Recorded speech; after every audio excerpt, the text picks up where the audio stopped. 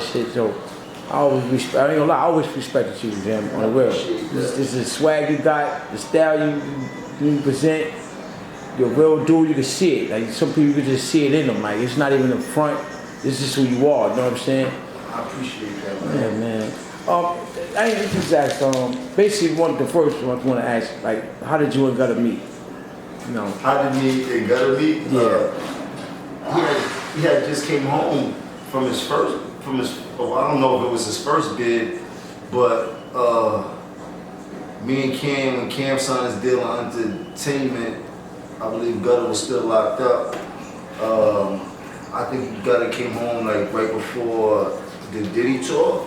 Yeah. Like around then he came home during the Diddy tour. That's when we first got introduced to him and shit like that.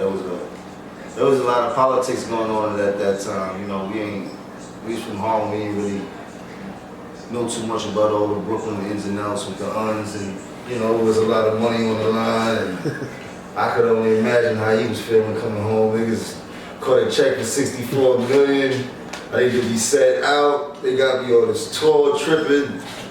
I already know it was gonna be a bro, like, man, this shit crazy. But yeah, that was my first introduction to Gutta.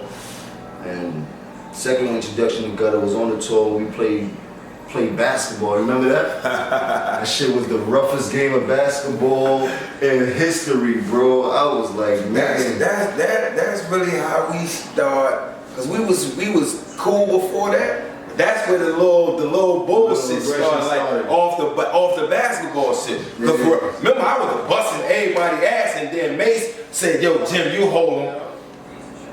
And then we got into it from there. All the pushing and shoving started from there. That was a hell of a basketball game. And then Hawaii, we got into it. Rucker, we got into it. Just, you know. But there's a chapter in history. It was a good chapter. You look at the movies and you be like, damn, that shit was fire. That was fire. It was a good chapter in life and shit that you really could talk about, especially when you can sit there and laugh about shit. Nobody got killed, nobody got stabbed, nobody got shot. You know what I mean? It was good times within inside of this world of ours called hip hop and shit like that. You know what I mean? No, it never went to the point of nobody thinking about really going to that next level. Because at the end of the day, each still was peak. Yeah, you know what I'm saying? Like, Big, Mace brought Cam the Big crib. That's when Big signed Cam. 100%. You see what I'm saying? So, it was always Cam and Mace had their issue. I was fucking with Mace.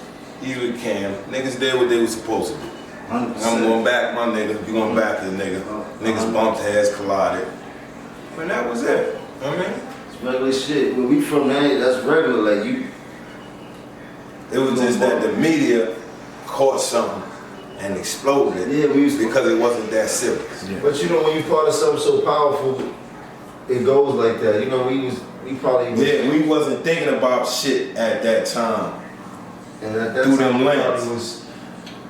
And niggas that was street involved. Exactly. Like we still had a lot of that street all the way in. It's like we was probably the most two that was really in a lot of bullshit and shit. Yeah, outside of the music shit, like we was the only that's a fact though. Definitely, that's a fact, bro. Like definitely, nigga. I used to be all in and out of Brooklyn, bro.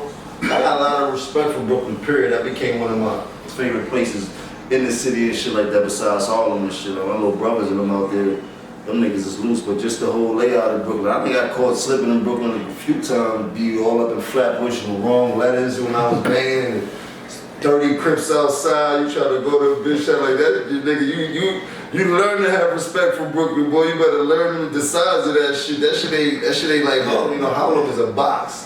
Yeah. Straight lines and straight lines and shit like that. Brooklyn, it's easy. Boy, you get lost fast in that motherfucker. Shit can turn different. Like what?